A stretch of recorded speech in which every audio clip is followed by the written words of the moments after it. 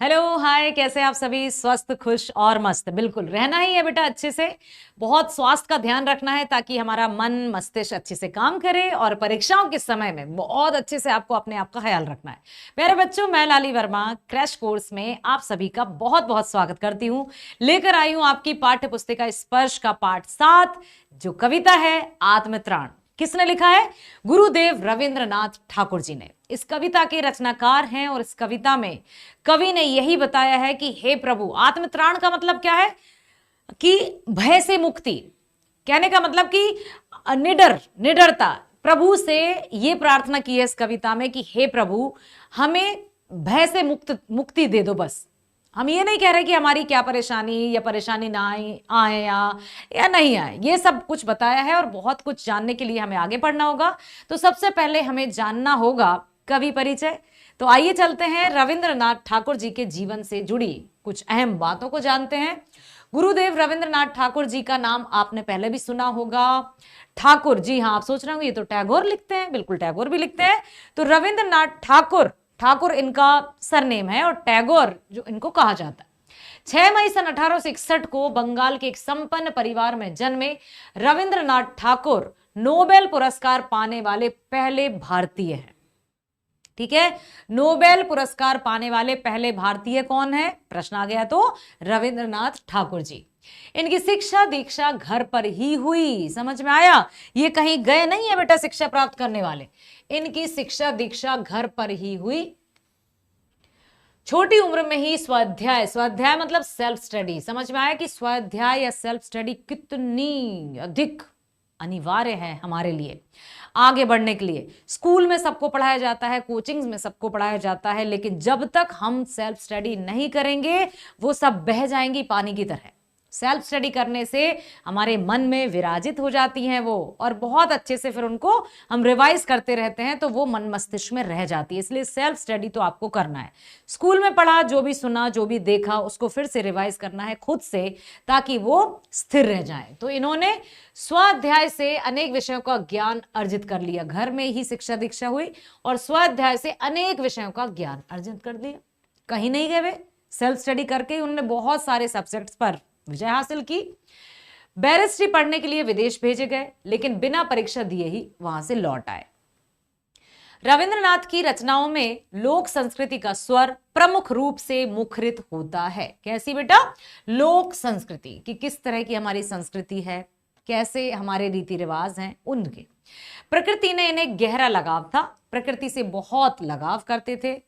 और आपने सुना भी होगा कि ये बिल्कुल इनके जो आश्रम, आशा निकेतन के बारे में आपने सुना होगा कि प्रकृति के बीच में बैठकर शिक्षा देते थे।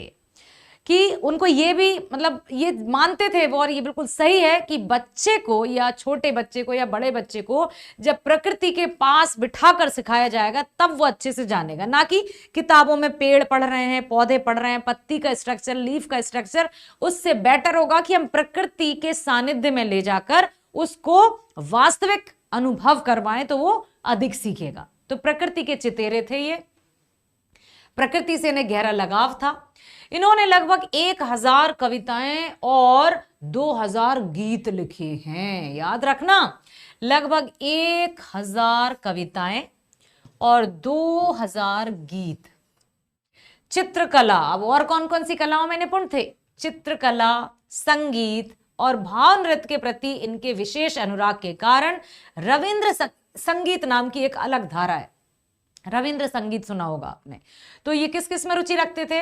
ये चित्रकला में रुचि रखते थे, संगीत और भाव नृत्य मतलब पूरी भाव मुद्रा के साथ नृत्य करना इन्होंने एक अलग है, इसलिए रविंद्र संगीत का नाम आपने जरूर सुना होगा।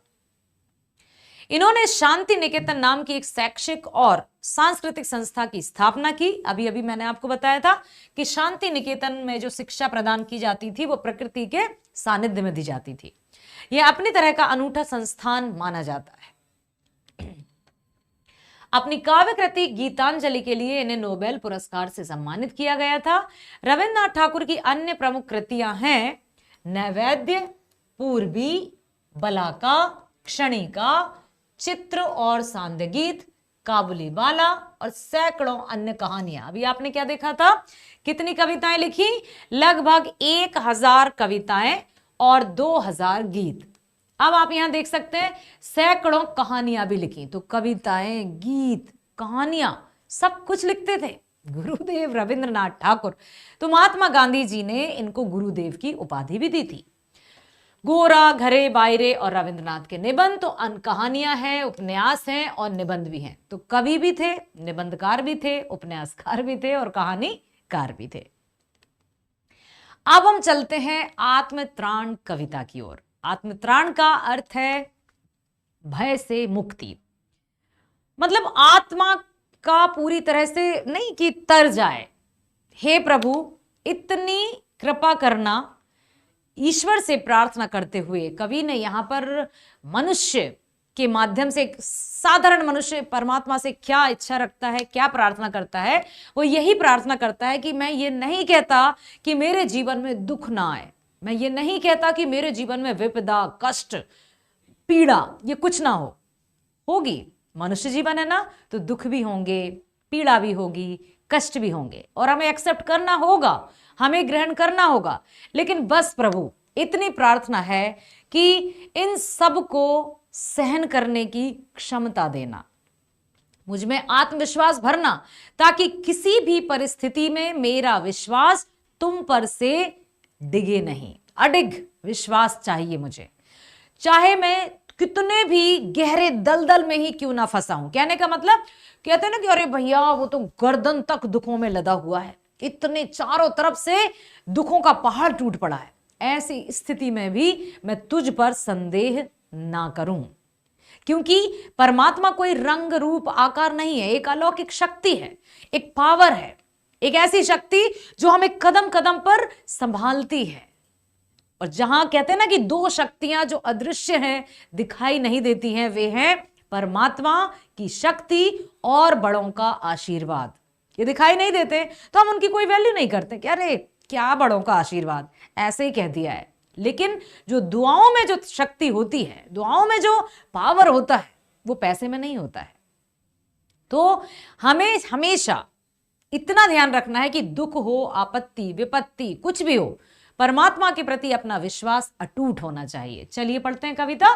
कवि ने कहा है, विपदाओं से मुझे बचाओ यह मेरी प्रार्थना नहीं। कवि प्रार्थना करते हुए कहते हैं कि हे परमात्मा, मैं ये नहीं कहता कि मुझे विपदाओं से, आपदाओं से, परेशानियों से, मुसीबतों से या मुश्किलों से बचाओ, मैं ये प्रार्थना नहीं करता। केवल इतना हो करुणामय, कभी ना विपदाओं में पाऊं भय। बस मैं इतनी प्रार्थना करता हूं कि कितनी बड़ी से बड़ी मुसीबत क्यों ना आ जाए, मुझे कभी डर ना लगे। मतलब मुझे साहस देना, मुझे सहन शक्ति देना।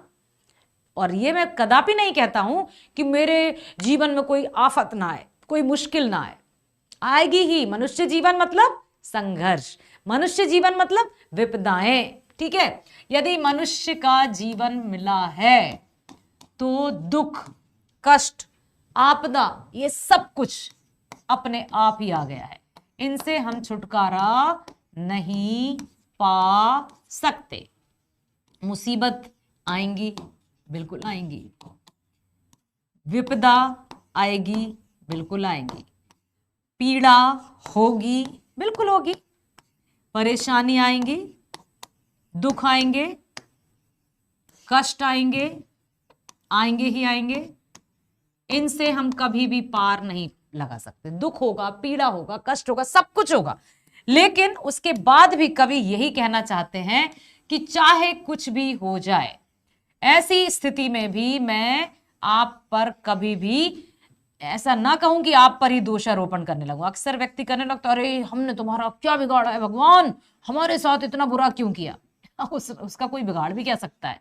कहने का तात्पर्य कि दुख, विपत्ति कुछ भी आ जाए, प्रभु मुझे इतनी शक्ति देना कि मैं इन सब का सामना कर सकूं और तुझ पर कभी भी संदेह ना करूं। मनुष्य संघर्ष, संघर्ष, समझ में आया? संघर्ष तो है ही, जीवन, मनुष्य जीवन संघर्षों से भरा है, मनुष्य जीवन पीड़ाओं से भरा है, ठीक है। मनुष्य जीवन विपदाओं, आपदाओं, दुख, रोना, कष्ट, शारीरिक कष्ट, मानसिक कष्ट, उतार चढ़ाव, तनाव, ठीक है, ये सब लगे हुए हैं, सब कुछ लगे हुए हैं। इनसे हम कभी भी नहीं बच सकते मनुष्य जीवन में। तो जब ये सब आना ही है तो हम ईश्वर को क्यों गुनहगार समझें, हम ईश्वर को क्यों दोषी ठहराएं कि तूने हमारे साथ क्या किया। भाई उसने तो हमें मनुष्य जीवन दिया ना, और हर समस्या को भेजने से पहले उसने सॉल्यूशन दिया है, हर समस्या को भेजने से पहले उसने समाधान दिया है, और उसके लिए हमें बुद्धि भी दी है। समाधान सामने नहीं रहता है, उसने हमें बुद्धि दे दी, अब ढूंढो। कोई ढूंढ लेता है, कुछ समय बाद कोई हाथ पर हाथ रखे कोसता रहता है उसको। तो कभी भी हमें मुश्किल या विपदाओं में ईश्वर पर शंका नहीं करनी है और उस पर अपना भरोसा अडिग बनाए रखना है, क्योंकि परमात्मा है, वो दिखाई नहीं देता है, एक ऐसी शक्ति जिसने हमारा निर्माण किया है। नहीं तो हमें किसने बनाया। विज्ञान ने कितनी तरक्की कर ली, क्या मनुष्य निर्मित कर पाया है, रोबोट बना लिए, लेकिन क्या मृत शरीर में फिर से जान ला पाया है, कदापि नहीं। तो फिर कौन है वो शक्ति, वो अलौकिक शक्ति है, ब्रह्म, परमात्मा, ठीक है। अपने अपने हिसाब से अलग अलग रूपों में, रंग में, आकार में हम पूछते हैं, वो अपनी अपनी आस्था है, लेकिन वो है एक शक्ति जिसने हमारा निर्माण किया है, जो हमारा निर्माता है। विपदाओं से मुझे बचाओ, यह मेरी प्रार्थना नहीं, केवल इतना हो करुणामय, कभी ना पाऊं विपदा में भय। मैं ये नहीं कहता कि मुझे कभी जीवन में आपदा विपदाएं ना आए, परंतु इतना अवश्य कहता हूं प्रभु कि मैं उनसे डरूं नहीं, उनका सामना कर सकूं। दुख ताप से व्यथित चित्त को ना दो सांत्वना ना सही। मैं दुखी हूं, बहुत दुखी हूं, मैं पीड़ित हूं। मैं ये नहीं कहता कि तुम आओ मेरे कंधे पर हाथ रखकर कहो बेटा सब सही हो जाएगा, बिल्कुल नहीं। लेकिन हां प्रभु इतना जरूर करना कि दुख में मैं कर सकूं सदा जय, दुख पर मैं विजय प्राप्त कर सकूं, खुद को संभाल सकूं, इतना संबल देना, इतनी आत्मशक्ति मुझे देना कि कितने से कितना बड़ा भी दुखों का पहाड़ क्यों ना टूट जाए, लेकिन खुद ना टूटूं, ठीक है। तुझ पर दोषारोपण कदापि ना करूं। मैं ये ना कहूं कि तूने ये क्या किया, उसने तो वो किया जो करना था, विधि का विधान। अब मुझे क्या करना है, इतनी शक्ति देना प्रभु कि मैं उस दुख से अपने आप को पार कर सकूं या दुख पर विजय प्राप्त कर सकूं। दुख को मैं कर सकूं सदा जय, कोई कहीं सहायक ना मिले तो अपना बल पौरुष ना हिले। अब सारा ऐसा चल रहा है, चारों तरफ से कर्ज में लद गए, दुख में आ गए, बीमारी है, परेशानी है, आपदाएं हैं, मुश्किल हैं, और कोई भी सहायक नहीं है, कोई सहायता करने के लिए तैयार ही नहीं है। एक भी व्यक्ति ऐसा नहीं दिख रहा जो कि सहायता कर सके। अब क्या करें ऐसे में, तो ऐसे में कोई कहीं सहायक ना मिले तो अपना बल पौरुष ना हिले। यदि कोई भी सहायता करने वाला ना मिले तो एकदम से मैं हार ना मान जाऊं कि अब मैं क्या करूं, अब तो कुछ नहीं हो सकता। हे प्रभु मुझे इतनी शक्ति देना कि हानि उठानी पड़े जगत में, लाभ अगर वंचना रही तो भी मन में ना मानू भय। कोई कहीं सहायक ना मिले तो अपना बल पौरुष ना हिले। कभी भी यदि कोई सहायक ना मिले तो मुझे अपने आप पर भरोसा होना चाहिए। मुझे इतनी शक्ति देना कि मैं उस भरोसे के सहारे उस आपदा, उस मुश्किल से पार लग सकूं। फिर आगे की पंक्तियां हैं, हानि उठानी पड़े जगत में, लाभ अगर वंचना रही तो भी मन में ना मानू है। यदि जीवन में हानियां ही हानियां आ गई, हार ही हार मिली, तब भी मैं निराश ना होऊं। हे प्रभु यदि मेरे जीवन में मुझे सिर्फ हानि उठानी पड़े, निराशा का सामना करना पड़े, हार ही हार मिले, तो भी मन में ना मानू मैं भय। तब भी किसी प्रकार का डर नहीं होना चाहिए, किसी प्रकार का मन ऐसा नहीं होना चाहिए कि अब तो मैं कुछ नहीं कर सकता। बस इतनी प्रार्थना है प्रभु, हे करुणामय इतनी शक्ति देना कि मैं सारे दुखों का निवारण कर सकूं, सारे दुखों से, कष्टों से अपने आप को निकाल सकूं। कोई यदि सहायक ना मिले तब भी मैं अपने बलबूते पर उन समस्याओं से जूझ सकूं, और साथ ही साथ कितनी भी हानियों का ही सामना क्यों न करना पड़े, तब भी मैं मन में किसी तरह की ये ना मानूं कि अब, तब भी तो भी मन में ना मानूं क्षय, तब भी मैं ये ना सोचूं कि अब मेरे पास कुछ नहीं है, सब कुछ गया, ठीक है, ये नहीं सोचना है। मेरा त्राण करो अनुदित तुम, यह मेरी प्रार्थना नहीं। मैं ये नहीं कहता कि मुझे तुम पूरी तरह से अपनी शरण में लो या भयमुक्त कर दो। मैं ये कहता हूं कि मुझ में सहन शक्ति दो, मुझ में आत्मविश्वास भर दो, ताकि उस आत्मविश्वास के सहारे मैं उन सभी मुश्किलों का सामना कर सकूं। बस इतना होवे करुणामय, तरने की हो शक्ति अनामय। चाहे जो भी हो मैं उनको पार लगा सकूं, मैं अपने आप को पार लगा सकूं। समस्याएं आएंगी, बिल्कुल आएंगी। अब जैसे एक नाव है, नाव जा रही है पूरी तरह से, बड़े से समुद्र में नाव जा रही है।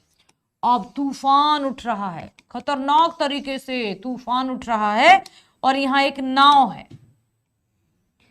अब एक नाव है, ठीक है। अब नाव भी डगमगा रही है, लेकिन नाव डगमगा रही है तो डगमगाने दो। मैं किसी भी तरह से अपने आप को पार लगा सकूं, अपने आप पर भरोसा रखूं, इतनी मुझे शक्ति देना कि तुझ पर से मेरा भरोसा कभी डिगे नहीं। इतना आत्मविश्वास देना प्रभु, ठीक है। मेरा त्राण करो अनिदित तुम, यह मेरी प्रार्थना नहीं। बस इतना होवे करुणामय, तरने की हो शक्ति ना, मैं खुद को पार लगा सकूं। मेरा भार अगर लघु करके ना दो सांत्वना ना सही। मैं ये नहीं कहता कि मेरे जीवन के बोझ को उठाकर तुम मेरे जीवन के बोझों को कम कर दो, नहीं, बिल्कुल नहीं कहता। मेरा भार अगर लघु मतलब छोटा, भार मतलब बोझ। मैं ये नहीं कहता कि मेरे जीवन का बोझ हल्का करके तुम उसको, मतलब मेरे जीवन में जो बोझ आया है, जो परेशानियां हैं, उसे हल्का कर दो प्रभु। मैं ये नहीं कहता कि मेरा भार अगर लघु करके ना दो सांत्वना ना सही। मैं ये बिल्कुल नहीं कहता प्रभु कि आप मेरा भार या बोझ या मेरी परेशानियों को कम कीजिए। कोई बात नहीं, आप नहीं है, बिल्कुल मत कीजिए। केवल इतना रखना अनुनय, वहन कर सकूं इसको निर्भय। बस इतनी प्रार्थना है मेरे प्रभु। हे भोलेनाथ, जिसको भी हम मानते हैं, हे महाकाल, हम जिसको भी मानते हैं, कि बस इतनी मैं प्रार्थना करती हूं कि जो भी कष्ट, जो भी पीड़ा, जो भी वेदना, दुख, दर्द, जो कुछ भी हो, उनका सामना मैं अच्छे से कर सकूं, उन पर विजय मैं प्राप्त कर सकूं। मैं कभी भी उनसे डरूं नहीं, मैं उनसे कभी भी भयभीत ना रहूं। मुझे शक्ति देना कि मैं उन सब का सामना कर सकूं, क्योंकि अक्सर हम आपदाओं में, विपदाओं में, परेशानियों में, मुश्किलों में डर जाते हैं, घबरा जाते हैं, और हमारा जो अंदर का विश्वास है वो टूट सा जाता है। तो हे प्रभु, उस विश्वास को बनाए रखना, मेरा आत्मविश्वास कभी भी टूटे नहीं, इतनी कृपा करना। और जब आत्मविश्वास नहीं टूटेगा तो मुश्किलें क्या, परेशानियां क्या, आने दो, सामना करेंगे ना। मेरा भार अगर लघु करके ना दो सांत्वना ना सही, केवल इतना रखना अनुमय, वहन कर सकूं इनको निर्भय। मैं इन सब को अच्छे से, निडरता के साथ इनका सामना कर सकूं। नतशिर होकर सुख के दिन में, तब मुख पहचानू छिन छिन में। अब बात बता रहे हैं कवि, बहुत अच्छी बात की है बेटा उन्होंने यहां, कि कभी कभी होता क्या है, अक्सर व्यक्ति जब बहुत सुखी होता है, बहुत सुखी, जीवन के अत्यधिक सुखी पलों में भी, जीवन के खुशी, इतने खुशी, बेशुमार खुशी, अनलिमिटेड, इतनी खुशी मेरे जीवन में जब आए, तब मैं तुम्हें भूल ना जाऊं। अक्सर कहते ना, दुख में सुमिरन सब करे, सुख में करे ना कोई, और जो सुख में सुमिरन करे तो दुख काहे को होए। अक्सर सुख में सब भूल जाते हैं परमात्मा को। तो कभी क्या कहते हैं, हे परमात्मा, हे प्रभु, जीवन में जब मैं बहुत खुश रहूं, जब मेरे जीवन में बहुत सुख हो, तो हे प्रभु, मैं तुझे कभी ना भूलूं, कभी भी ना भूलूं, एक पल के लिए भी मैं तुझे भूलूं नहीं। इतनी कृपा करना मेरे प्रभु, इतनी कृपा करना कि जब मेरे जीवन में अनलिमिटेड हैप्पीनेस हो, असीमित खुशियां हो, तब मैं तुम्हें कभी ना भूलूं। नतशिर होकर सुख के दिन में, तब मुख पहचानू छिन छिन में। अब दुख रात्रि में करे वंचना, मेरी जिस दिन निखिल मही, उस दिन ऐसा हो करना मैं तुम पर करूं ना। अब सुख की बात उन्होंने क्या कही बेटा, कि सुख के दिनों में मैं तुझे एक पल के लिए भी ना भूलूं। सुख में तुम्हें, मतलब परमात्मा को,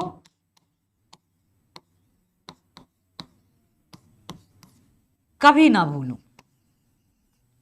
कभी ना भूलूं। ठीक है, आप क्या कह रहे हैं? वो दुख रात्रि में करे वंचना, मेरी जिस दिन निखिल मही, उस दिन ऐसा हो करुणा मैं तुम पर कभी करूं ना संशय। अब आगे कभी कहते हैं, ठीक उसी तरह से जब मेरे जीवन में दुखों का पहाड़ टूटा हो, जब मेरे जीवन में दुखों का पहाड़ टूटा हो, दुखों का पहाड़ टूटा हो, ठीक है, तब मैं तुम पर कभी भी संदेह ना करूं,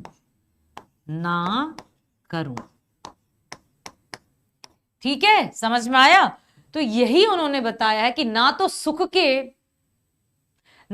में तुम्हें एक पल के लिए भी भूलूं और ना दुख में तुझ पर संदेह करूं। अक्सर लोग मनुष्य दुख में क्या कहने लगते हैं, अरे तू ऐसा कर दिया, अब हम तेरी पूजा नहीं कर रहे, तूने ऐसा किया, हमने तेरा क्या बिगाड़ा। तो दुनिया भर की बात है मनुष्य। तो बस यही वो कहना चाहते हैं कवि कि कितना भी कुछ हो जाए मैं तुझ पर कभी संदेह ना करूं। हे प्रभु, मेरी अंतरात्मा से ये प्रार्थना है कि मैं कितनी भी सुखी क्यों ना रहूं, बस तुम्हें कभी ना भूलूं, चाहे कितना भी दुखों का पहाड़ ही क्यों ना टूट जाए, तुम पर संदेह कभी ना करूं मेरे प्रभु। ठीक है, चलिए अब हम पढ़ते हैं व्याख्या।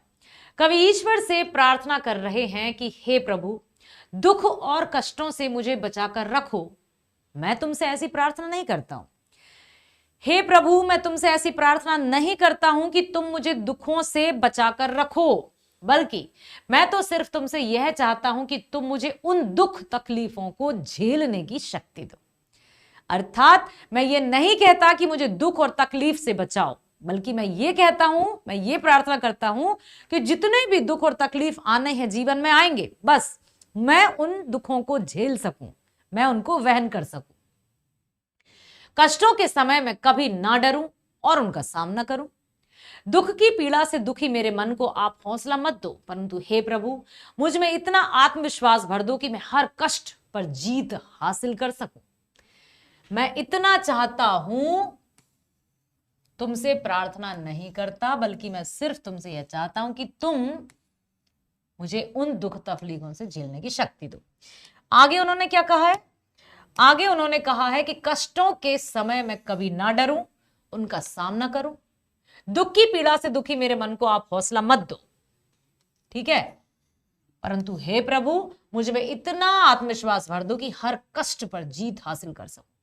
कष्टों में कहीं कोई सहायता करने वाला ना मिले, कोई बात नहीं, वैसी स्थिति में मेरा पराक्रम कम नहीं होना चाहिए, मेरा बल पौरुष ना हिले, मेरा पराक्रम कम नहीं होना चाहिए, बल पौरुष, ठीक है, विल पावर कह सकते हैं इसको।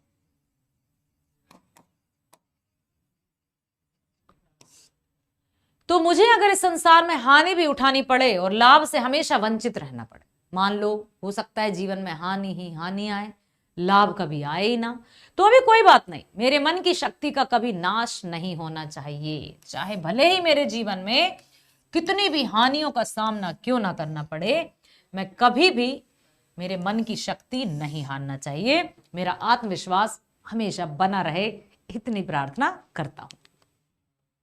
कवि कहते हैं कि हे प्रभु, मेरी आपसे यह प्रार्थना नहीं है कि आप प्रतिदिन मुझे भय से दूर रखें। बिल्कुल, मैं ये नहीं कहता हूं प्रभु कि आप प्रतिदिन मुझे भय से दूर रखें, मुझे भय मुक्त करें। मैं ये बिल्कुल नहीं कहता कि आप प्रतिदिन मुझे भय से दूर रखें, केवल आप मुझे निरोग अर्थात स्वस्थ रखें, ताकि मैं अपनी शक्ति के सहारे इस संसार रूपी सागर को पार कर सकूं। इतनी अच्छी बात कही है। मैं ये नहीं कहता कि प्रभु मुझे भय से दूर रखें या मेरे जीवन में कभी डर आए ही ना, बस मैं इतना चाहता हूं कि मुझे निरोग रखें, स्वस्थ रहूं मैं, ताकि मैं अपनी शक्ति के सहारे संसार रूपी सागर को पार कर सकूं। मेरे कष्टों के भार को भले ही कम ना करो और ना ही मुझे तसल्ली दो, आपसे केवल इतनी प्रार्थना है कि मेरे अंदर निर्भयता भरपूर डाल दें, ताकि मैं सारी परेशानियों का डट कर सामना कर सकूं। सुख के दिनों में भी आपको एक क्षण के लिए भी ना भूलूं, सुख के दिनों में भी आपको एक क्षण के लिए भी ना भूलूं, अर्थात हर क्षण आपको याद करता रहूं।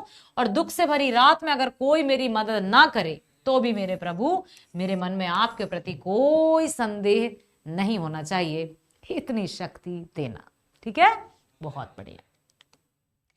अब हम चलते हैं इस कविता के मोस्ट इंपोर्टेंट क्वेश्चंस की ओर, जो कि पूछे जा सकते हैं, फिर हम आगे बढ़ेंगे प्रीवियस ईयर क्वेश्चंस की। ठीक है, तरने की हो शक्ति अनामय, मेरा भार अगर लघु करके ना दो सांत्वना ना सही। क्या कहते हैं कवि? कवि कहना चाहते हैं कि इस संसार रूपी भवसागर, माया के दुष्कर सागर को स्वयं ही पार करना चाहते हैं। देखो क्या कहना चाहते हैं, तरने की हो शक्ति अनामय, मेरा भार अगर लघु करके ना दो सांत्वना ना सही। तो कवि संसार रूपी भवसागर, माया के दुष्कर सागर को स्वयं ही पार करना चाहते हैं। वे ये चाहते हैं, वे ये नहीं कहते हैं कि प्रभु मुझे पार लगा दो, हे प्रभु मुझे दुखों से दूर कर दो। अक्सर हर एक प्रार्थना में, जब भी कोई हमने प्रार्थना पढ़ी है तो हम यही कहते हैं कि हे प्रभु मुझे दुखों से बचाना, मुझे कष्टों से बचाना, मुझे विपदाओं से बचाना, ठीक है, मेरी रक्षा करना। ऐसी प्रार्थना सुनिए ना, प्रार्थना मतलब हे प्रभु मेरी रक्षा करना।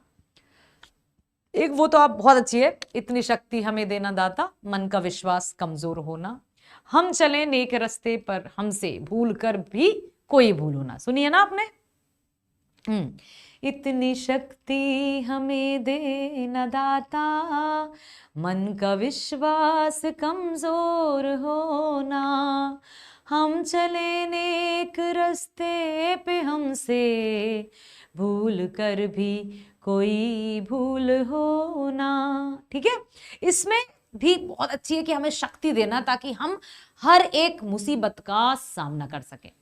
अब क्या बताया इन्होंने, तरने की हो शक्ति अनामय, मेरा भार अगर लघु करके ना दो सांत्वना ना सही। मतलब मैं अपने जीवन रूपी नाव को पार लगा सकूं, इतनी शक्ति देना।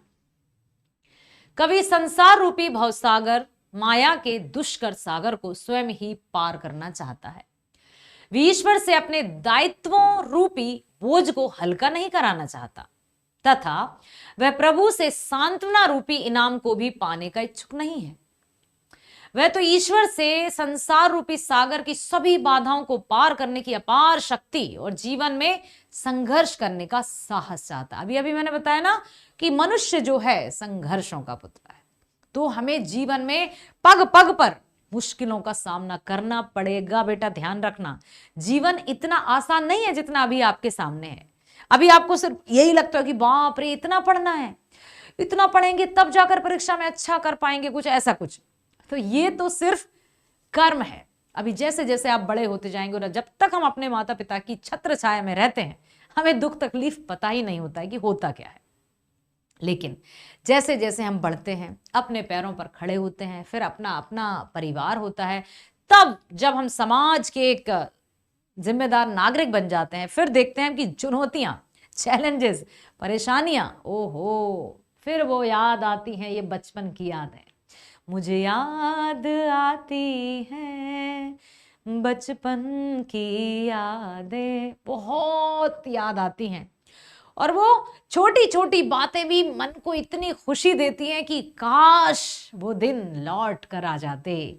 लेकिन मेरे प्यारे बच्चों, वो समय, वो दिन, वो बचपन कभी नहीं लौटता। इसलिए इतने अच्छे से जी लो इस समय को कि कभी ये ना लगे कि अरे यार काश कि हम ऐसा कर लेते। क्योंकि अब आप 10th में हैं, 11th 12th कॉलेज जाएंगे, बढ़ते जाएंगे, खूब बड़े हो जाएंगे, बूढ़े हो जाएंगे, और अच्छे से अपनी जिम्मेदारी को निभाएंगे। इसलिए बचपन को खुलकर जी लो, ठीक है। अक्सर बच्चों को मैं देखती हूँ, बड़े बनने का बड़ा शौक होता है। बड़े बनने का शौक बिल्कुल मत करो, बड़ा तो होना ही है। जो अभी है आपका ये बचपन ही है। 10th क्लास कोई ऐसा नहीं कि आप बहुत बड़े हो गए, ठीक है, आप बच्चे ही हैं। अच्छे से अपने जीवन को जी लो, अपने माता पिता के अरमानों को पूरा करते हुए बहुत अच्छे से आगे बढ़ो, यही हमारी शुभकामनाएं। तो कवि ने क्या कहा है कि संसार रूपी भवसागर, माया के दुष्कर सागर को स्वयं ही पार करना चाहते हैं। वे ये नहीं कहते कि प्रभु हमें पार लगा दो, सावरिया मोरी नैया तरा दो, नैया तरा दो, पार लगा दो। वो बिल्कुल ऐसा नहीं कहते कि आप हमारी नाव को पार लगा दो। वो क्या कहते हैं कि मैं स्वयं ही पार करना चाहता हूं, जीवन रूपी नाव को मैं स्वयं ही पार करना चाहता हूं। माया के दुष्कर सागर को स्वयं ही पार करना चाहते हैं। ईश्वर से अपने दायित्व रूपी बोझ को हल्का भी नहीं करना चाहते। वो ये नहीं कहते मेरा भार अगर लघु करके ना दो सांत्वना ना सही। मैं ये नहीं कहता, कभी क्या कहते हैं, मैं ये नहीं कहता कि मेरे जीवन का जो भार है, जो बोझ है, जो जिम्मेदारियां, उन्हें कम कर दो। बिल्कुल मत करो प्रभु, क्योंकि भार या बोझ उन्हीं को दिया जाता है जिनके कंधे मजबूत होते हैं। तो थैंक्स टू ग्रेट गॉड कि उसने हमें जिम्मेदार बनाया। थैंक्स टू ग्रेट गॉड कि उसने हमें इतनी जिम्मेदारी उठाने के लायक बनाया। थैंकफुल रहिए, बिल्कुल कृतज्ञ रहिए परमात्मा के प्रति कि वो आपसे इतना अच्छे से काम करवा रहा है। क्योंकि मैंने शायद एक बार और सुनाया था आपको कि एक छोटा भाई है 5 साल का, एक 10 साल का। मम्मी के हाथ में 2 पैकेट्स हैं, एक बड़ा पैकेट, एक बड़ा छोटा पैकेट। तो मम्मी किसको कौन सा सामान देगी? बड़े वाले को बड़ा पैकेट देगी, छोटे वाले को छोटा, क्योंकि उसको पता है कि इस बोझ को ये उठा सकता है, इस बोझ को ये उठा सकता है। तो ईश्वर भी जिसको जिम्मेदारियां देते हैं, जिसको बहुत सारी जिम्मेदारियां देते हैं, उनको बोझ समझो या जिम्मेदारी, वो उसको पता है कि ये उठा लेगा इसलिए देते हैं। तो कभी भी जिम्मेदारियों को बोझ समझ के घबराना नहीं है और उनसे पल्ला नहीं झाड़ना है। तो इस संसार रूपी भवसागर माया के दुष्कर सागर को स्वयं ही पार करना चाहते हैं। ईश्वर से अपने दायित्व रूपी बोझ को हल्का नहीं करना चाहता तथा प्रभु से सांत्वना रूपी इनाम को भी पाने का बिल्कुल इच्छुक नहीं है। वे तो ईश्वर से संसार रूपी सागर की सभी बाधाओं को पार करने की अपार शक्ति और जीवन में संघर्ष करने का साहस चाहता है। वे ये चाहते हैं कि जीवन का संघर्ष जो भी है उसको पार कर सकूं, बस इतनी शक्ति देना। अगला है, विपदाओं से मुझे बचाओ यह मेरी प्रार्थना नहीं। कवि इस पंक्ति के द्वारा क्या कहना चाहता है? विपदाओं से मुझे बचाओ यह मेरी प्रार्थना नहीं। कवि ईश्वर से प्रार्थना करते हैं कि मैं ये नहीं कहता प्रभु कि मेरे जीवन में कोई विपदा ना आए, कोई परेशानी ना आए, कोई मुश्किल ना आए, बिल्कुल नहीं। विपदाओं से मुझे बचाओ ये मेरी प्रार्थना नहीं है, यह मेरी प्रार्थना। कवि इस पंक्ति के द्वारा क्या कहना चाहते हैं? वो यही कहना चाहते हैं कि मैं ये नहीं कहता, मैं ये नहीं चाहता कि आप मेरे जीवन में कोई परेशानियां ना लाएं या जो भी परेशानियां वो ना आए, लेकिन हाँ इतना जरूर कहूंगा, इतना अवश्य कहूंगा मेरे परमात्मा, सारी मुश्किल, सारी परेशानियों का सामना कर सकूं, इतना साहस देना, इतना आत्मविश्वास देना मुझ में। कवि इस पंक्ति में ईश्वर से प्रार्थना करता है कि मैं ये नहीं कहता कि मुझ पर कोई विपदा ना आए या फिर कोई दुख ना आए, बस मैं ये चाहता हूं कि मुझे उन विपदाओं और कष्टों को झेलने की शक्ति और ताकत देना, ताकि मैं सारी विपदाओं को या आपदाओं को अच्छे से सहन कर सकूं, अच्छे से उनको पार कर सकूं, उनसे जीत सकूं, उन पर विजय प्राप्त कर सकूं। अपनी इच्छाओं की पूर्ति के लिए प्रार्थना के अतिरिक्त आप और क्या क्या प्रयास करते हैं? समझ रहे हो आप क्या पूछ रहे हैं? आप इच्छाओं की पूर्ति के लिए प्रार्थना के अतिरिक्त क्या क्या करते हैं? जब आपको अपनी कोई इच्छा पूरी करना हो, प्रार्थना की, प्रार्थना के अलावा और क्या करते हैं? क्या बात है, क्या प्रश्न आया है। अपनी इच्छाओं की पूर्ति के लिए प्रार्थना के अतिरिक्त परिश्रम करना है, संघर्ष करना है, सहनशीलता और कठिनाई से परेशानियों का सामना करना है जैसे प्रयास बहुत आवश्यक है। धैर्यपूर्वक हम इन प्रयासों के जरिए अपनी इच्छाओं को पूरा करने का प्रयास करते हैं। तो प्रार्थना के अतिरिक्त हम क्या करते हैं? परिश्रम, संघर्ष, सहनशीलता और कठिनाई से परेशानियों का सामना करना, धैर्यपूर्वक इन प्रयासों के जरिए अपनी इच्छाओं को पूरा करने का प्रयास करते हैं। ठीक है, समझ में आया? तो प्रार्थना के अतिरिक्त हमें उनका सामना भी तो करना है। अकेला प्रार्थना में क्या होगा? वो कौन सी मूवी थी, अभी आई थी, मैं भूल गई हूँ। नहीं कहते कि यदि प्रार्थना से ही कुछ होता तो सिर्फ भगवान जी को वो चढ़ा दिया, ये चढ़ा दिया, धन चढ़ा दिया, पैसे चढ़ा दिए, प्रार्थना कर ली, तिलक लगा दिया और गए एग्जाम देने और किताबों से रहे दूर, तो क्या परीक्षाओं में सफलता मिलेगी? नहीं ना। God help those who help themselves. ठीक है, तो हम क्या करना है? हमें भगवान या ऊपर वाला भी उसी की मदद करता है जो खुद की मदद करने के लिए तैयार है। अब पानी में कोई गिर गया, जो हाथ पैर ही नहीं हिलाएगा तो डूबेगा, यदि हाथ पैर हिलाएगा, तैरना नहीं आता तो कोई ना कोई तो देख ही लेगा, किस्मत बच जाए। तो जब तक जूझते रहना है तब तक दम है, ठीक है, समझ में आया। आत्मत्राण शीर्षक की सार्थकता कविता के संदर्भ में स्पष्ट कीजिए। कहने का तात्पर्य कि इस कविता का जो शीर्षक है वो आत्मत्राण क्यों रखा गया, या फिर इस तरह से भी आ सकता है कि आत्मत्राण आत्मत्राण शीर्षक का अर्थ क्या है। तो इससे अच्छा है कि शीर्षक की सार्थकता स्पष्ट कीजिए। आत्मत्राण का अर्थ है आत्मा का त्राण, अर्थात आत्मा या मन के भय का निवारण। आत्मा या मन के भय का निवारण, जो भी मन में भय है वो नहीं हो। आत्म त्राण, त्राण मतलब निवारण, ठीक है, भय की मुक्ति। तो कवि ईश्वर से यह प्रार्थना नहीं कर रहा है कि उसे दुख ना मिले, बल्कि वह मिले हुए दुखों को सहने और झेलने की शक्ति ईश्वर से मांग रहा है, ठीक है। क्या कहते हैं कवि? कवि ने यह प्रार्थना नहीं की है कि उन्हें दुख ना मिले, बल्कि मिले हुए दुखों को सहने और झेलने की शक्ति ईश्वर से मांग रहा है। अर्थात ये जो शीर्षक है एकदम उचित है, समझ में आया। आत्मत्राण का अर्थ है आत्मा का त्राण, अर्थात आत्मा या मन के भय का निवारण या भय की मुक्ति। तो कवि ईश्वर से क्या प्रार्थना करते हैं कि दुख ना आए? नहीं नहीं नहीं, कवि कहते हैं, कवि ने यही प्रार्थना की है कि दुख ना मिले, ऐसा कभी नहीं कहा, बल्कि उन्होंने ये कहा कि दुख को सहने और झेलने की शक्ति देना मेरे परमात्मा, इतनी प्रार्थना तुमसे करते हैं।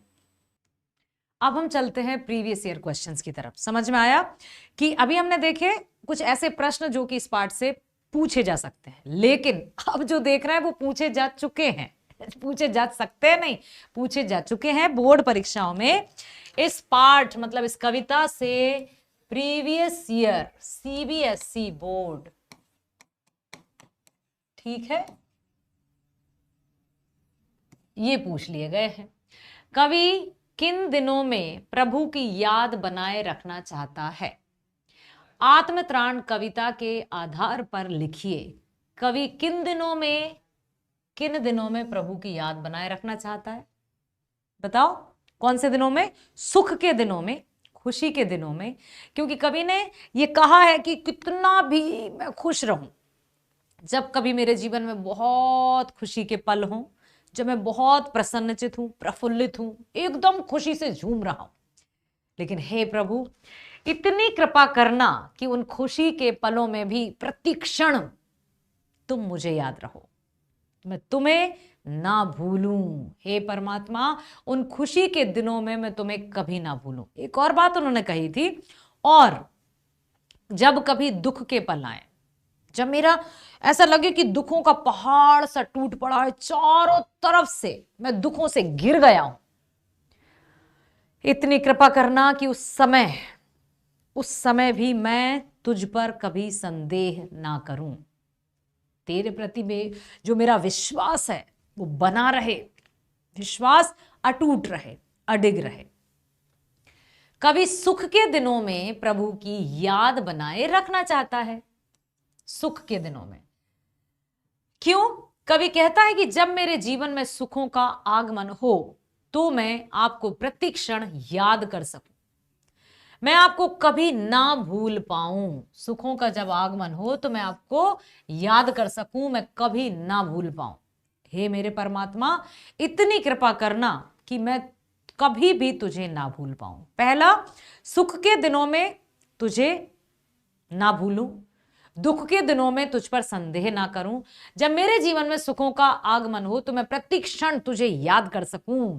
और इतनी, आप भी सुन लीजिए, ये हम पर आधारित कविता है, कवि रविंद्रनाथ ठाकुर जी ने ये हमारे लिए लिखी है, क्योंकि ऐसी प्रार्थना अक्सर नहीं देखने को मिलती। प्रार्थना मिलती है प्रभु दुख ना आए, कष्ट ना आए, नैया पार लगा दो, ये कर दो, वो कर दो, लेकिन यहां उन्होंने ये नहीं कहा कि मेरे जीवन में दुख ना आए, आने दो, लेकिन दुख के दिनों में भी तुझ पर कभी संदेह या शक ना हो, और सुख के दिनों में मैं तुझे एक पल के लिए भी ना भूलूं, और दुख के दिनों में तुझ पर कभी संदेह ना करूं, क्योंकि जीवन जो है वो बस ऐसा है ना, जीवन जो है सुख दुख भरी है, ups and downs and ups and downs, यही जीवन है। जहां ये नहीं वहां मृत्यु। ये जीवन है, ये जीवन, ये जीवन उतार चढ़ाव, ठीक। और जहां कुछ नहीं, ये क्या है, ये मृत्यु। सीधा सीधा तो होता ही नहीं है जीवन। जहां उतार चढ़ाव नहीं होंगे वो मनुष्य जीवन कैसे होगा, वो तो मृत्यु हो जाएगी फिर। आत्मत्राण कविता में कवि की प्रार्थना से क्या संदेश मिलता है, अपने शब्दों में लिखिए। तो आत्मत्राण कविता में कवि की प्रार्थना से यह संदेश मिलता है कि मनुष्य के सामने कितनी भी कठिन परिस्थितियां क्यों ना आए, मनुष्य के जीवन में कितनी भी कठिन परिस्थितियां आए, उसे ईश्वर पर अपना विश्वास नहीं खोना चाहिए। उसे संसार के सभी लोगों से वंचना मिले पर प्रभु से उसका विश्वास कभी ना डगमगाए। आस्था, बस इतनी गहरी आस्था होना चाहिए कि कुछ भी हो जाए, ईश्वर पर आस्था तो मुश्किलों में भी रास्ता। कभी भी विश्वास ना डगमगाए, इतना ध्यान रखना। कितना भी कुछ हो जाए विश्वास अडिग रहे। अक्सर थोड़ी सी परेशानी जो पहले कभी नहीं आई, देखो पहले जो परेशानी आ चुकी है उसका हम सामना कर लेते हैं क्योंकि उसका हम सामना कर चुके होते हैं। जैसे परीक्षा में जो प्रश्न पहले आ चुका होता है और यदि फिर से वही प्रश्न आ जाए तो हम उसका उत्तर लिख लेंगे। लेकिन ऐसा प्रश्न आ जाए जिसको हमने शायद पेज पलट दिया था, देखा नहीं था, और अब वो सामने आ गया और 5 नंबर का है, अब हम घबरा जाएंगे। अब क्या करें, क्या करें, ये तो छूट रहा है, और हम पैनिक करने लगेंगे, है ना। एकदम ऐसा हो जाएगा कि अब हम क्या करें क्या करें, उससे जो आने वाला आंसर होगा वो भी हम भूल जाएंगे। ठीक वैसे ही जीवन में परेशानियां हैं। जो परेशानी हमने अब तक नहीं देखी और यदि वो परेशानी हमारे जीवन में आ जाती है तो हम घबरा जाते हैं, इतना घबरा जाते हैं, इतना घबरा जाते हैं कि कुछ सॉल्यूशन के बारे में सोचते ही नहीं। इसलिए कहा है कि जब कोई मुश्किल, जब कोई परेशानी आए, थोड़ा सा धैर्य रखना है। बहुत मुश्किल है, आई नो, मैं जानती हूं बेटा कि परेशानियों में धैर्य धीरज कैसे रखेंगे, लेकिन रखना है। वो कैसे, कोई तो संभव करना है। जब हम परेशानी या मुश्किल में धीरज रखेंगे, धैर्य रखेंगे, समाधान हमें दूर ही सही लेकिन दिखाई देगा। ठीक है। तो आत्मत्राण कविता में कवि की प्रार्थना से यह संदेश मिलता है कि मनुष्य के सामने कितनी भी कठिन परिस्थितियां आए, उसे ईश्वर पर अपना विश्वास कभी नहीं खोना चाहिए। उसे संसार के सभी लोगों से वंचना मिले, कोई भी उसका सहायक ना हो, कोई ना हो ना। मनुष्यता कविता भी हमने पढ़ी थी ना बेटा, कि अनाथ कौन है यहां, त्रिदेव साथ है ना। तो कोई भी यहां अनाथ नहीं है, सब सनाथ है, क्योंकि परम पिता परमेश्वर है ना। क्यों ऐसा कहा है कि भाई मेरे पास बड़ा कुटुंब है, मेरे पास इतना बड़ा कुनबा है, ये है वो है, तुम अकेले हो? कोई अकेला नहीं है। परमात्मा का हाथ हम सब के सिर पर है। तो ना तो किसी को अनाथ कहना है, ना ही किसी को अकेला देखकर उसकी वंचना करनी है। कहने का मतलब ना ही उसकी हंसी उड़ानी है, ना ही उसको कमजोर समझना है, क्योंकि जिसके साथ कोई नहीं होता उसके साथ परम पिता और अच्छे से खड़ा होता है, ताकत के साथ, और उसमें एक अलग ही संबल प्रदान करता है उसे, ताकि वो मुश्किलों से जीत सके।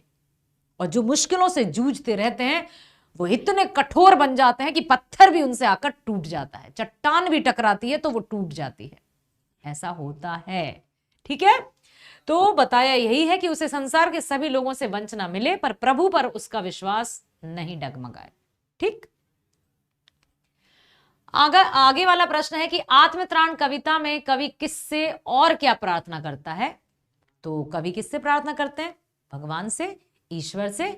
प्रार्थना ये करते हैं कि चाहे कितना कठिन समय हो, कितनी ही विपदाएं जीवन में हो, परंतु हमारी आस्था, हमारा विश्वास जो है भगवान पर हमेशा बना रहे। कितनी भी मुश्किलें आए, कितनी भी विपत्तियां आए, कितना भी कष्ट दुख तकलीफ हो, लेकिन ईश्वर के प्रति हमारा जो विश्वास है, आस्था है, वो बनी रहे। तो आत्मतृण कविता में कवि किससे प्रार्थना कर रहा है बेटा? ईश्वर से। किससे कर रहा है? ईश्वर से। क्या कर रहा है? कि तुम पर जो हमारा भरोसा है, ईश्वर के प्रति आस्था सदैव बनी रहे। ईश्वर के प्रति विश्वास या भरोसा बना रहे। ठीक है, हमेशा बना रहे। कभी भी ईश्वर के प्रति विश्वास डिगे नहीं। ठीक। आत्मत्राण कविता में किसी सहायक पर निर्भर ना रहने की बात कवि क्यों कहता है? वाओ, कहा ना उसने, कोई सहायक मिले ना सही। कवि ने स्पष्ट कहा है कि यदि जीवन में कभी कोई सहायक मिले या ना मिले, मुझे कोई फर्क नहीं पड़ता। क्यों? तो आत्मत्राण कविता में कवि सहायक के ना मिलने पर किसी पर निर्भर ना रहने की बात इसलिए करता है, जब कोई सहायक ना मिले ना सही, किसी पर निर्भर नहीं रहना, आत्मनिर्भर रहना है, सेल्फ डिपेंड रहना है। ठीक है, ये सारे जो गुण है ना, वो मनुष्य को मनुष्य बनाते हैं। सारे जो गुण हैं, जैसे आत्मनिर्भर, आत्मविश्वासी, ठीक है, स्वावलंबन भी कहते हैं, स्वावलंबन, आत्मनिर्भर। तो आत्मत्राण कविता में कवि सहायक के ना मिलने पर किसी पर निर्भर ना रहने की बात इसलिए करता है ताकि उसका अपना बल पौरुष ना डगमगाए, अपनी विल पावर, अपनी शक्ति, ठीक है, वह सभी प्रकार के कष्टों का साहस और धैर्य के साथ सामना कर सके। उसके पास इतनी आत्मशक्ति हो कि वे विपत्तियों में प्रभु पर विश्वास बनाए रखे, चाहे जो भी हो जाए, कितने भी मतलब दलदल में यहां तक भी फंस जाए ना, तब भी उसकी आस्था, उसका विश्वास बना रहे, क्योंकि उसका विश्वास ही उसे बाहर लेकर आएगा। उसकी अंदरूनी जो शक्ति है, विल पावर जो है ना, बल पौरुष, उसके बलबूते पर ही व्यक्ति जीतता है। कहते हैं ना, मान लो तो हार है और ठान लो तो जीत है। उम्र थका नहीं सकती, ठीक है, ठोकरें गिरा नहीं सकती। उम्र थका नहीं सकती, ठोकरें गिरा नहीं सकती। अगर जिद हो जीतने की तो हार भी हरा नहीं सकती। ये डॉक्टर एपीजे अब्दुल कलाम की पंक्तियां हैं। चाहे कितना भी बूढ़ा व्यक्ति क्यों ना हो जाए, उम्र थका नहीं सकती, ठोकरें गिरा नहीं सकती। ठोकरें यहां क्या है? कठिनाइयां, परेशानियां, मुश्किलें, मुसीबत। तो उम्र थका नहीं सकती, ठोकरें गिरा नहीं सकती। अगर जिद हो जीतने की तो हार भी हरा नहीं सकती। ये जिद, ये हौसला, ये जो है ना जज्बा, अपने मन में हमेशा बिठाए रखना है। हमारे फिर उन वीर सपूतों को याद रखना है जो सीमा पर तैनात रहते हैं। वो भी हमारी तरह ही है ना। फिर वो कैसे सीने पर गोलियां खाकर भी कदम आगे बढ़ाते रहते हैं। तो यहां अपनी जो शक्ति है ना, मनुष्य के पास जितनी शक्ति है उससे ज्यादा किसी के पास नहीं इस धरती पर। इतना शक्तिशाली, इतना बुद्धिमान, इतना चतुर होता है इंसान, बशर्ते कि वो अपनी शक्तियों को पहचान ले। और जिसने अपनी शक्तियों को पहचान लिया, शक्तिमान बन गया। ठीक है, तो कहने का तात्पर्य यही है कि चाहे कुछ भी हो जाए, कितनी भी मुश्किल, कितनी भी विपत्तियां आए, कभी भी हमें हारना नहीं है, कभी भी उनके सामने घुटने नहीं टेकना है। अगला प्रश्न है, आत्मत्राण कविता में कवि विपदा में ईश्वर से क्या चाहता है और क्यों? तो विपदा मतलब मुसीबत, मुश्किल, क्या चाहता है? वो यही चाहता है कि मैं कभी भी डरूं नहीं इनसे, मैं कभी भी इनसे भयभीत ना हो जाऊं। मुझे इतनी शक्ति देना कि मैं इन सब का सामना कर सकूं। तो आत्मत्राण कविता में विपदा के समय ईश्वर से चाहते हैं कवि कि वे मुसीबत में निर्भय रहें। निर्भय मतलब निडर, और किसी भी दुख में ईश्वर पर संशय ना करें। संशय मतलब शक, संदेह।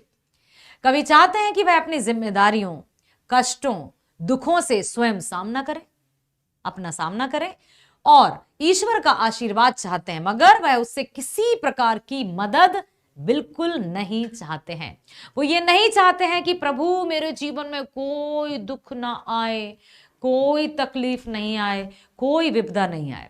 आने दीजिए, क्योंकि मनुष्य जीवन है तो आएगी, लेकिन बस इतना जरूर चाहते हैं कि अंदर साहस, शक्ति, आत्मविश्वास, आस्था ये बनी रहे। प्रभु इतना साथ देना, चाहे कितनी भी दुख तकलीफ हो, तुझ पर कभी संदेह ना करूं। ये मन में एक पल के लिए भी आए ना आ जाए कि तू है या नहीं, या ऐसे ही है, कभी नहीं आए। प्रभु इतनी कृपा करना कि दुख तकलीफ में भी तुझ पर कभी संदेह ना हो। आगे कभी कहते हैं कि प्रभु विपदाओं से समय तू मेरी विपदा दूर ना कर, बल्कि मुझे उन विपदाओं को दूर करने का सामर्थ्य दे, शक्ति दे। कभी चाहते हैं कि जीवन में उसे लाभ मिले या हानि उठानी पड़े। लाभ है तो हानि भी है, दिन है तो रात भी है, सुख है तो दुख भी है, खुशी है तो गम भी है, और ये बिल्कुल सही है। ठीक है, तो चाहे जीवन में लाभ मिले या हानि, तब भी वे अपना मनोबल ना खोए और उस स्थिति का सामना भी साहसपूर्ण करें। कभी कभी मुश्किलें, मुसीबतें, हानि, घाटा ऐसे चलते रहते हैं, चलते रहते हैं, चलते रहते हैं। ऐसा लगता है कि सिर्फ मैं ही दिख रहा हूं क्या तुझे प्रभु?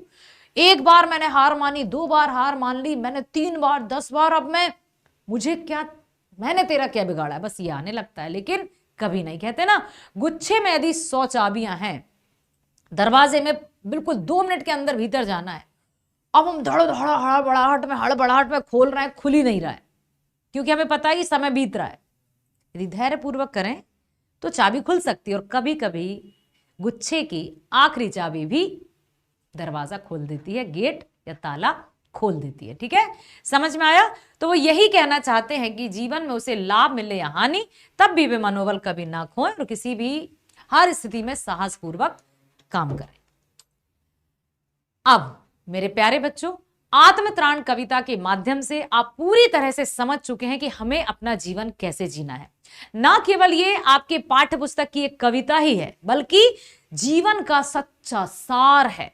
रविंद्रनाथ ठाकुर जी ने इस कविता के माध्यम से हमें जीवन जीने का एक तरीका बताया है कि इंसान है, शक्तिशाली है, किसी भी स्थिति में हार नहीं माननी है, और ये ब्लेम नहीं करना है उस पर कि तूने मुझे ये किया, मैंने तेरा क्या बिगाड़ा। नो, और कितने भी सुख हो, कितनी भी खुशियां हो, उसको भूल जाते हैं अक्सर लोग, क्योंकि सुख में तो कोई सुमरन करता ही नहीं है, दुख में उसकी याद आने लगती है। तो ना तो दुख में संदेह हो और ना सुख में तुझे भूलूं, ये प्रार्थना करते हैं। साथ ही साथ ये भी प्रार्थना करते हैं कभी कि कितना भी दुख या तकलीफ या मुश्किल या मुसीबत आए, हे प्रभु मुझे साहस देना ताकि मैं उन सब का सामना कर सकूं। कभी ये प्रार्थना नहीं करते हैं कि मुझे अपने जीवन में कोई दुख तकलीफ ना आए मेरे प्रभु, आने दीजिए, लेकिन हाँ इतना जरूर चाहता हूं कि मैं उन मुसीबतों का सामना साहस के साथ कर सकूं। आशा ही नहीं, पूरा भरोसा है कि आप सभी ने बहुत ध्यान से सुना, समझा और आप अपने जीवन में इसको लागू भी करेंगे। तो ऑल द बेस्ट, बाय।